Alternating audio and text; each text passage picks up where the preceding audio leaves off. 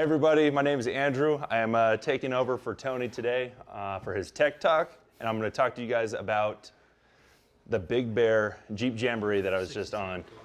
Yeah, so let's just wait for a second or two to see who's on. And who we got, Richard? Nobody. If I have a question for you, I will. I just want to know who's on. Don't know. I was thinking. All right, we got Kelly Sims is watching. Baby, Kelly, I'm wearing my shirt just for you. Do you even wheel, bro? Because I know you do. Awesome. Jeff Lone, Steve Warch.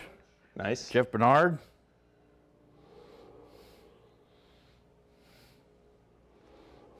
You can Nice. talk about what we're going to discuss today.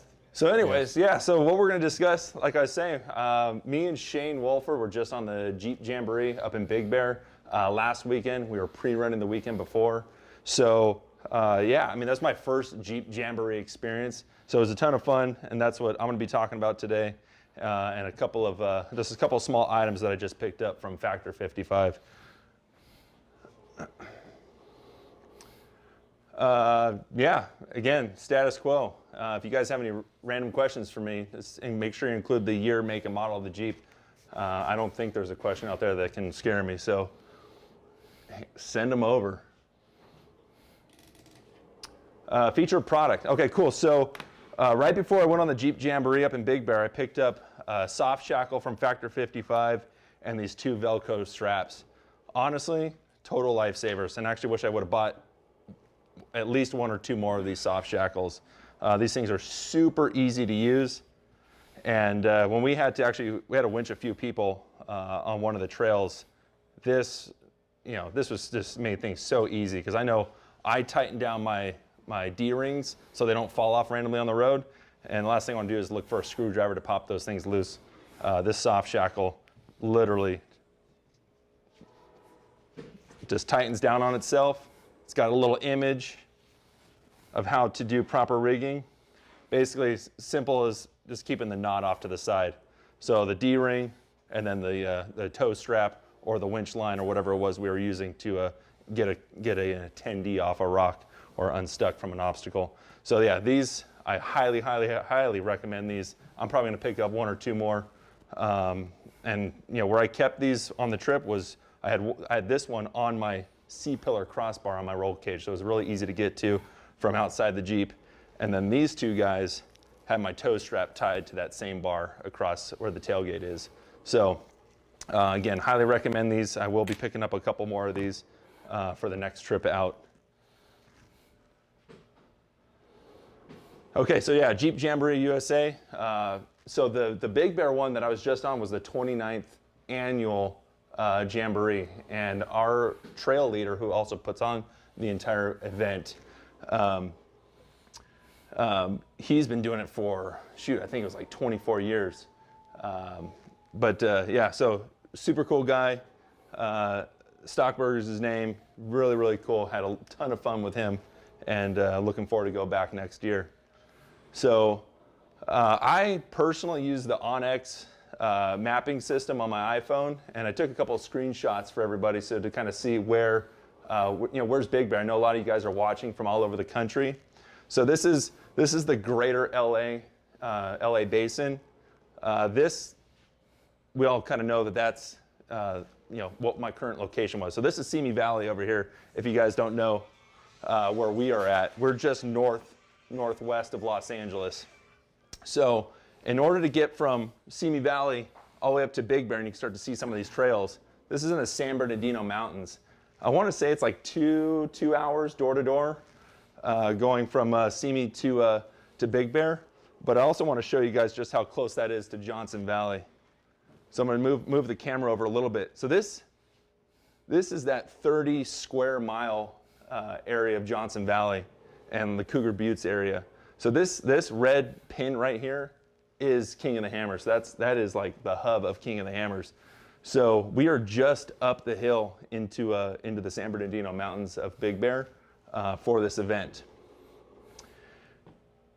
So getting up there, you can see this is Big Bear Lake. These are all trails, and if you zoomed in even farther, there's other unmarked trails that can be run. So for our event, Shane and I were responsible for guiding and tail gunning for the red group, which is the highly modified group. So here's a great photo of just how beautiful it was up there. We're up in the mountains. I want to say we're on average at like 7,000 feet. Just a beautiful area, the city of the city of Big Bear Lake. So all the vehicles lining up, we were getting everybody staged and vehicles inspected to ensure everybody was on the proper trail system. Let's see. Okay, so I believe this is one of the drivers' meetings from the morning.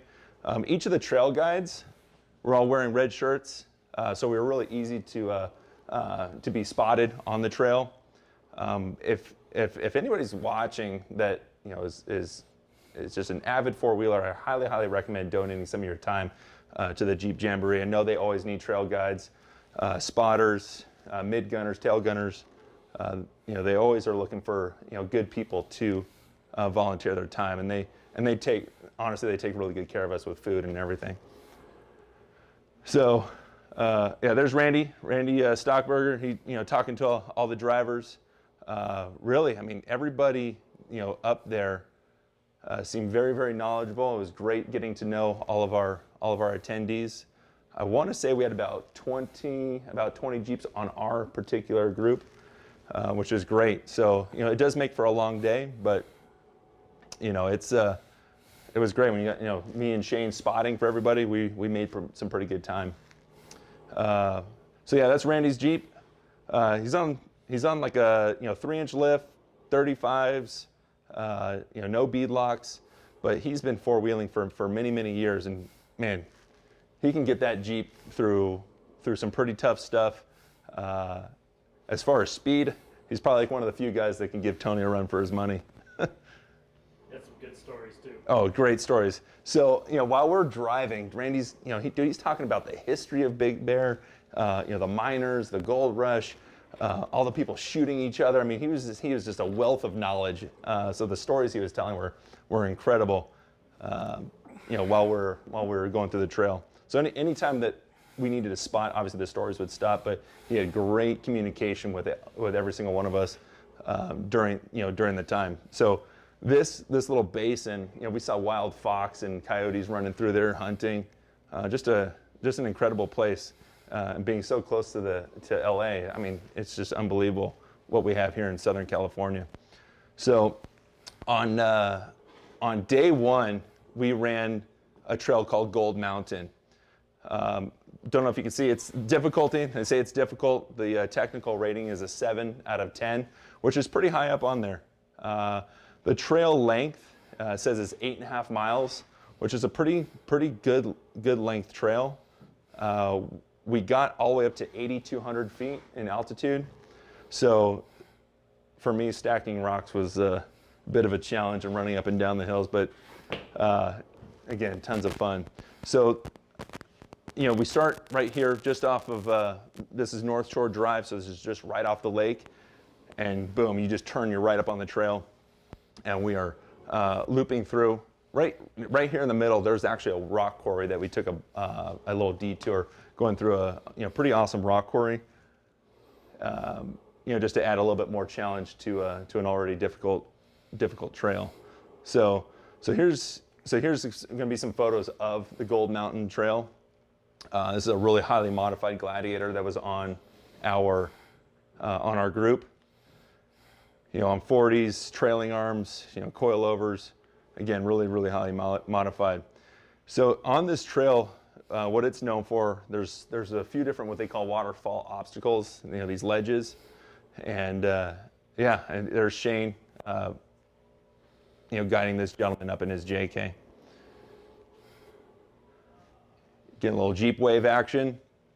A lot of these attendees, they start out on a lower level in years prior, and they want to really try to push their skills and want to come up to the highly modified group because they've done an easier group or easier trails in years prior. So again, a lot of these guys, 35s. This gentleman particularly had a Rubicon, so lockers, 3-inch lift kit, and bead locks. That Jeep looks familiar. So that's me coming up through. Again, tons of fun. Being on 40s, our tracer suspension system. I got to take a lot of the optional lines or show a lot of the attendees optional lines that they can attempt to take. But being towards the back of the group, helping people along the way, that was my position for that day. Here's one of my customers that I ran into. Got to put a face to the name. Running all of our aluminum armor. Him and his son, and I think his daughter, they were having a great time up there with us. And there's, you can see, overlooking the part of the lake and so forth. And so here's that rock quarry. So all this rock's been blown up from the miners, and we got to drop down and loop ourselves around up to the highest point of the trail.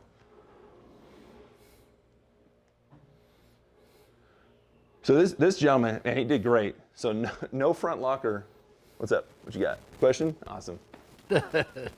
Some guy named Jeff Perkins wants to know, how did the JT do with the trailing arms? So the trailing arms, I noticed, were getting hung up on a lot of different rock obstacles and ledges.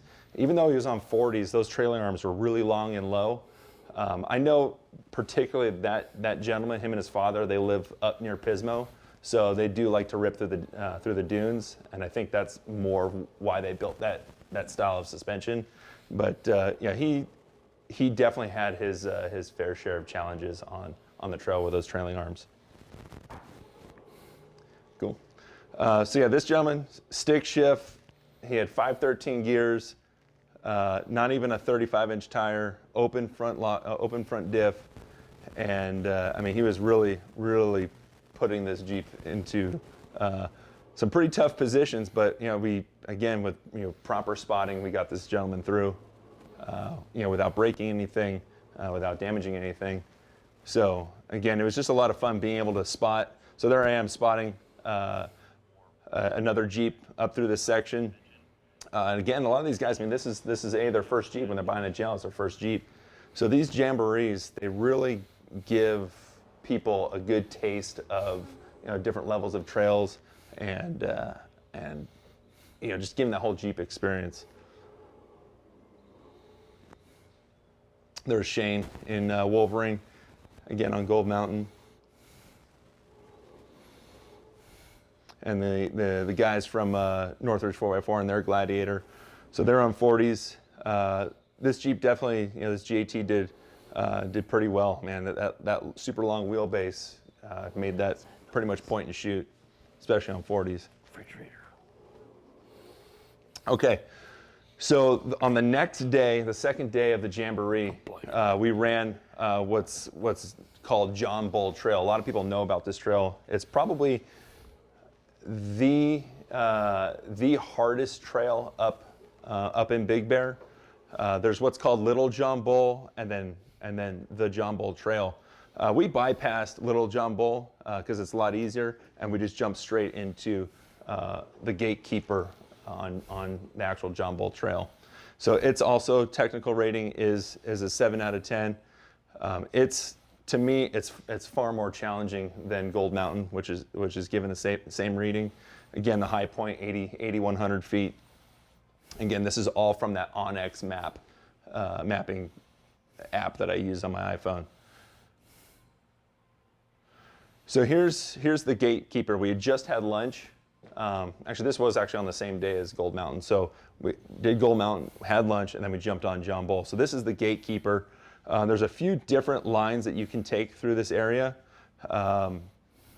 Over here, where I'm standing is probably the harder, more difficult line. You can zigzag your way through finding more challenging obstacles. Coming way out on this side, pivoting through these big boulders, coming up and over here to make it a little bit more challenging.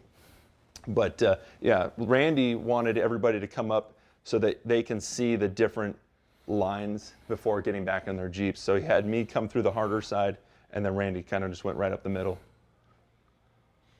So here's Shane getting a Gladiator on what looked like 35-inch all-terrains. So this gentleman did surprisingly well for as small of a tire on that wheelbase. He only had a winch one time on the second day on Holcomb Creek. So this gentleman's got our front bumper. He did really, really well, given how the Jeep was outfitted. All right, getting a little air right there. So this couple right here, they just bought this LJ. They knew they wanted an LJ, and I mean, as you see it, is how they bought it, and came up to the Jamboree and just had a ton of fun wheeling with us. So this line is again, this is away from probably the harder side. This side's pretty good. I would say that it is challenging. And then as we go up the trail, here's this is the harder side, looking back here. So this guy, he was running a stick shift. So him and I bonded pretty well. As many of you know that I drive a stick as well. All right, there's Shane. He's taking the hard line. That Gladiator coming through that more difficult side. Definitely off camber.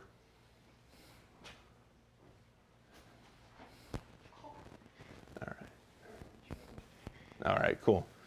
So the next trail we ran so this is actually the start of the second day, was Holcomb Creek Trail. So they actually lowered the technical rating. Looks like it's a 6 out of 10. I think they have done that because there are easier lines to take than what you would find on John Bull, but I think they have the hardest lines out of any of the trails up there as far as the option lines. This one's a little bit lower. We're down at 5,500 and 6,500 feet. This starts on the west end of Big Bear Lake and come up through, I think it's Hannah Flat Campground. Great place to camp is right in this area. And then the trail actually starts right at this split. So this whole area right here, down here, is Holcomb Creek. Once we finished up at the river crossing, you have the option to go to the left, head down towards Dishpan, or make a right like we did and come through Trail X.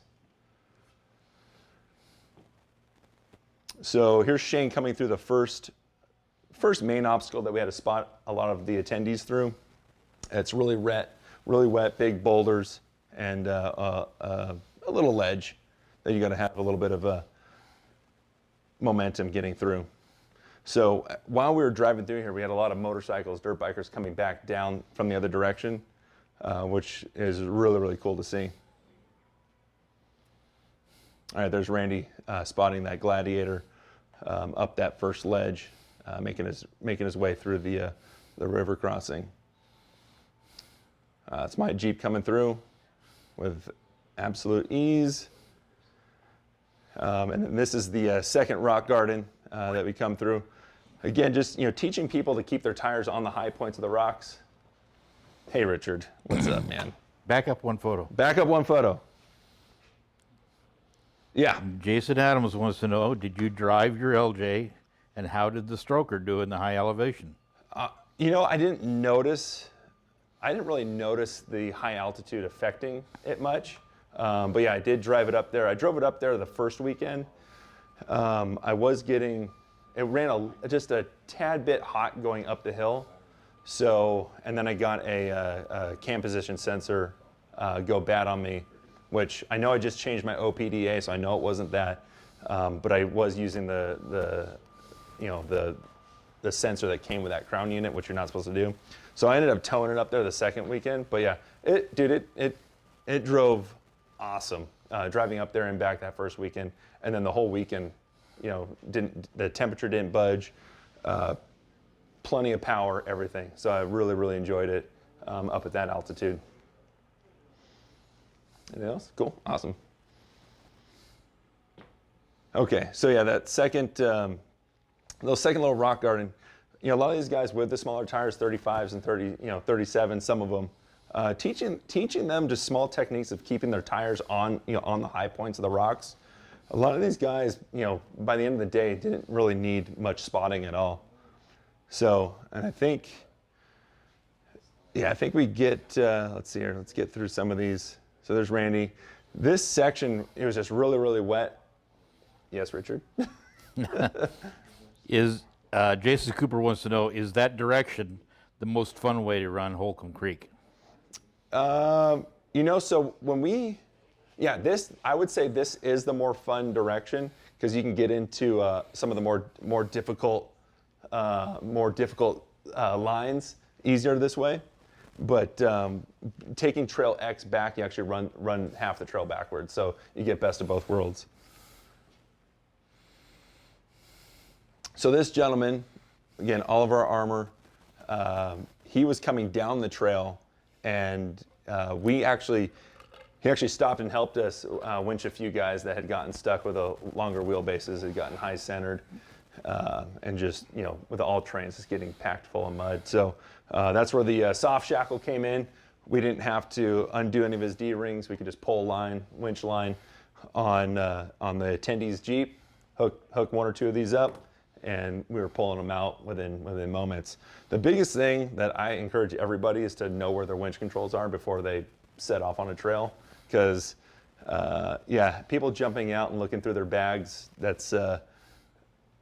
it could get a little dangerous if you're in a position that you need to start winching quickly.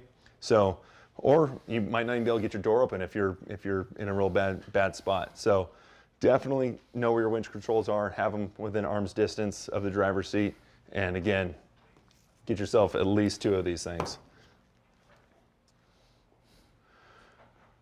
Awesome, yeah, so you guys can see the big holes. He's on coilovers, he's pulling a tire. I'm spotting him, and he was able to walk right through this trail with ease. Great shot, again, tires being swallowed by holes.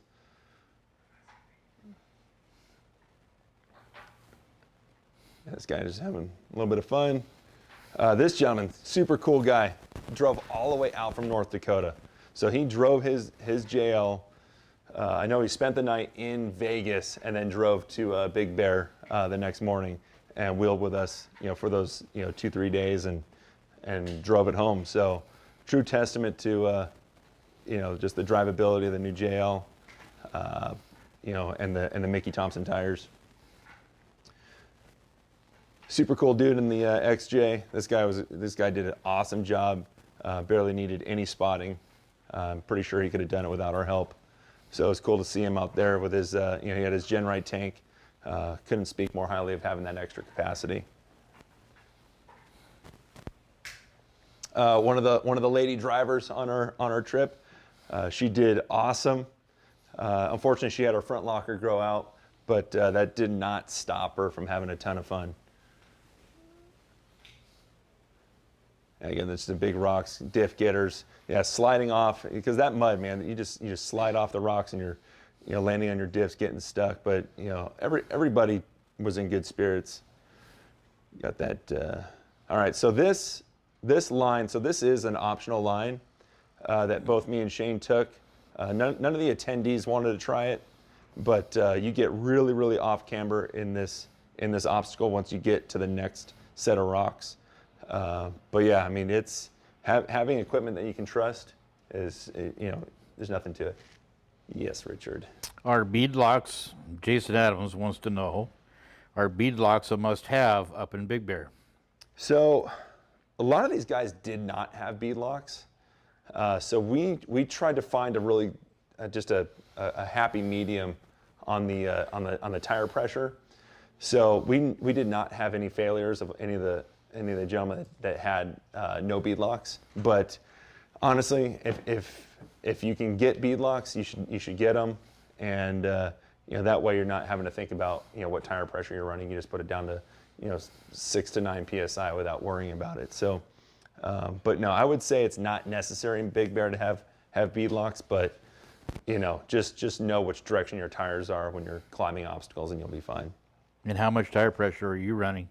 I aired down to 6 in the morning, and then I bet it got up to 8 or 9 by the end of the day, or when the tires warmed up. I first ran, I think the first weekend I was started at 9, and I can definitely tell they got too hard as the day progressed. So airing down to 6 or 7 for as light of a Jeep that I have, I think it was perfect.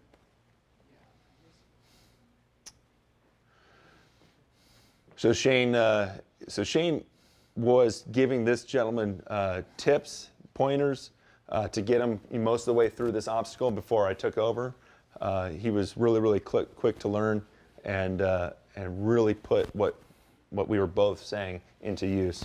So it was really cool to see these guys being so receptive of what knowledge we have on the trail.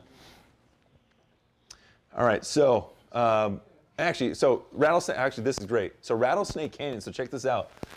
It's not a trail that we ran, but for anybody that's familiar with Johnson Valley, Rattlesnake Canyon is a trail that will take you from Old Woman Springs Road, which takes you right into the heart of Johnson Valley, and can take you all the way up into Big Bear. So I know Shane had taken, I think, his daughter. They jumped in Maria's Jeep and they drove from the valley floor of Johnson Valley all the way up to Big Bear. It's nice. It's a good trail. Yeah. I've been on it. It's a good trail. So it doesn't have a high rating, but No, I mean it's got a couple of fun obstacles on it. cool. Yeah. Awesome. Yeah, and I heard the Joshua Tree are just unbelievable. The wildlife's unbelievable. So it's definitely a bucket list trail. Not that it's like the end all be all trail, but definitely to be able to go from the valley floor of Johnson Valley, that harsh environment, up to the the beauties of Big Bear City, and those trails is definitely a bucket list place and trail to run. Cool. High Desert Roundup, baby. Jeff, are you talking about High Desert Roundup, or you want me to talk about High Desert Roundup? Because this is my favorite event of the year.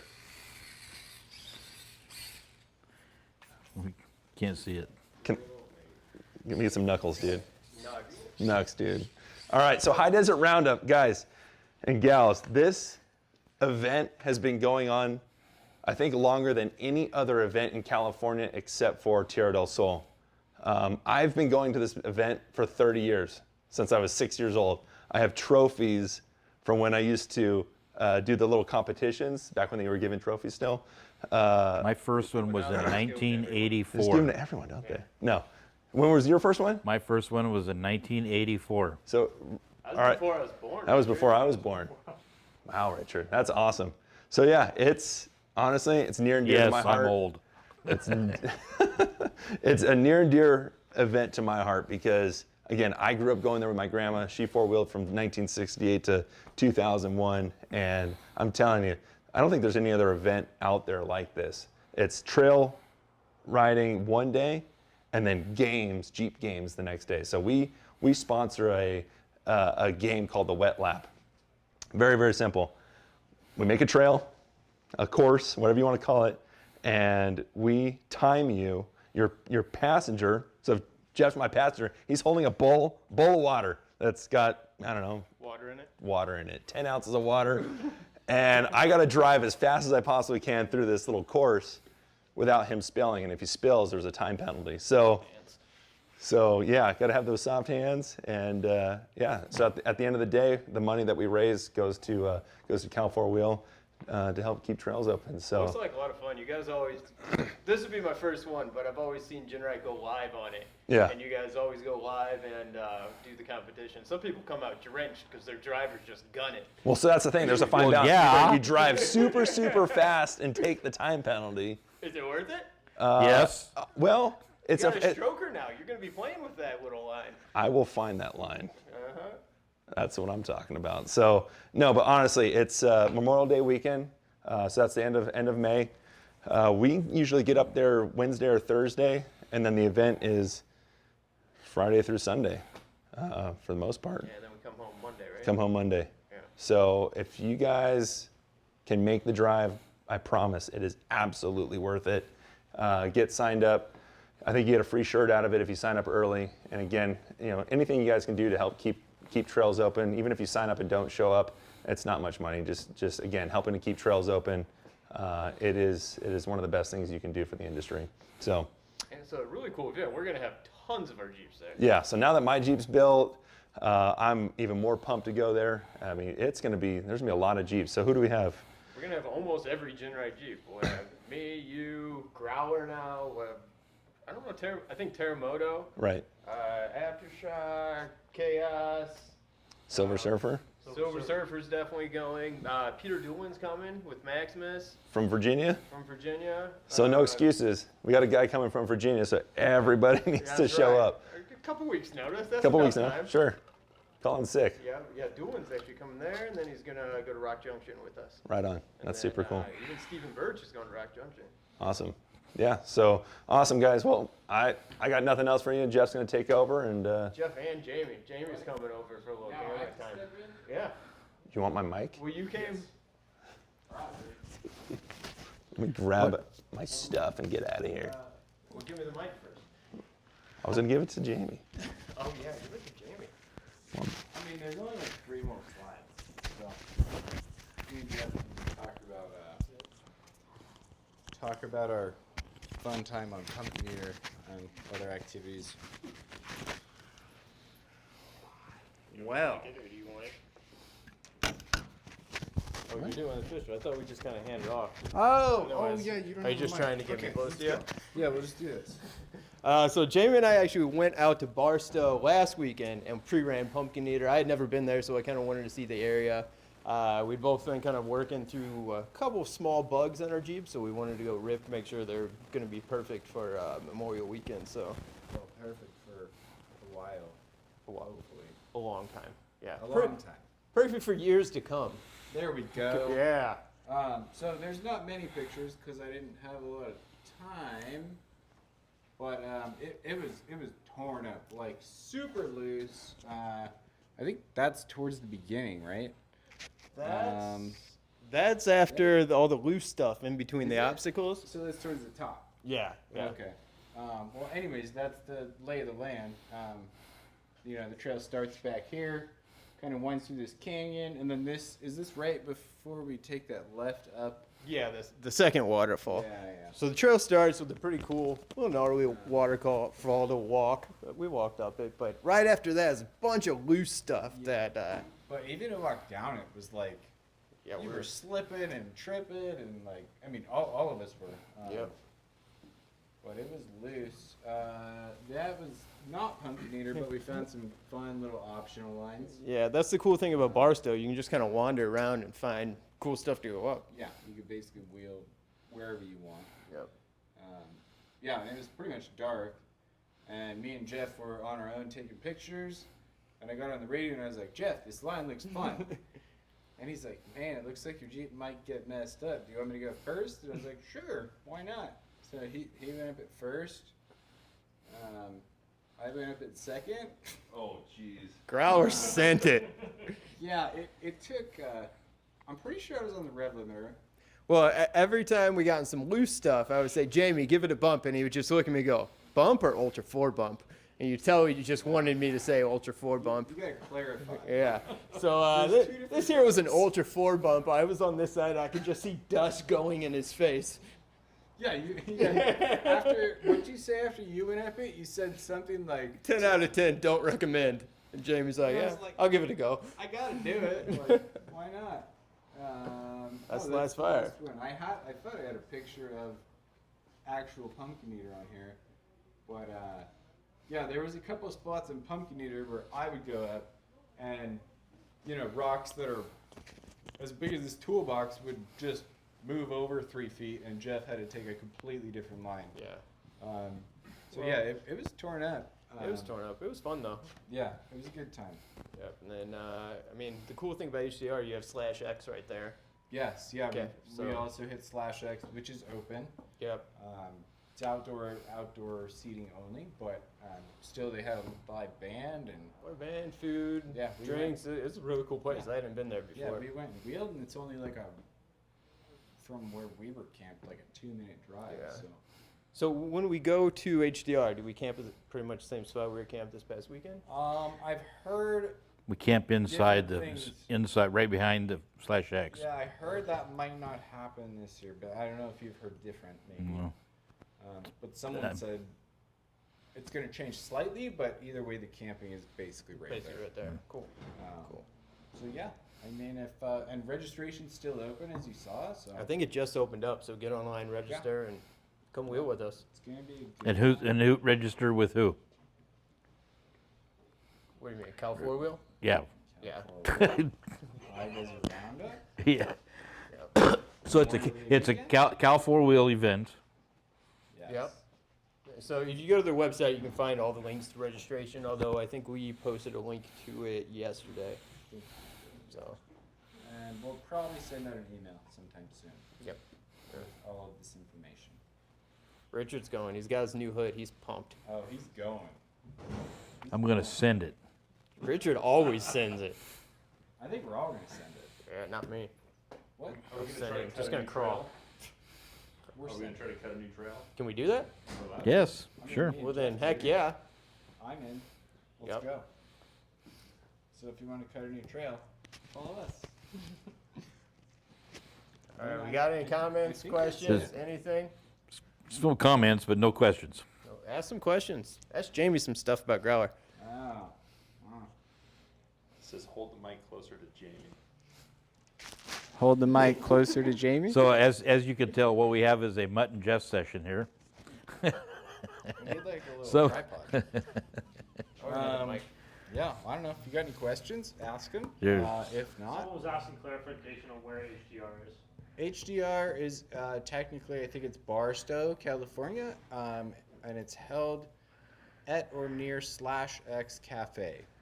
Which is on the 247. Off the 247, yeah, that's how we get there from the 15, and you exit the 247. Depends So where you're coming from. yeah, Yep. depends But where you're coming from. after HDR, we're actually headed up to Grand Junction for Rock Junction, and we're the title sponsor of that. So, Yep. I mean, if you can't make it all the way out to California to wheel with us at HDR, Colorado is definitely closer to a lot of people in the Midwest or the East. So, definitely look into that. and I That's think gonna be awesome. I think at Grand Junction, don't you wheel at a different spot or like different area like I think every day we do. every day? Yeah. Like, So I've never wheeled Yeah. Colorado, so I'm pretty pumped for that. yeah. It's pretty cool. Pretty cool. Yeah. Jeff, don't you have something to say to your mother? Oh, yeah, I have to wish my mother a happy birthday. I don't know if she's watching, but happy birthday, Mom. Happy birthday, Jeff's mom. There you go. Should we sing? No. I wasn't gonna sing. I knew you weren't. Jamie, Yes. Dave Rupert wants to know, is Growler your first GenRight Jeep?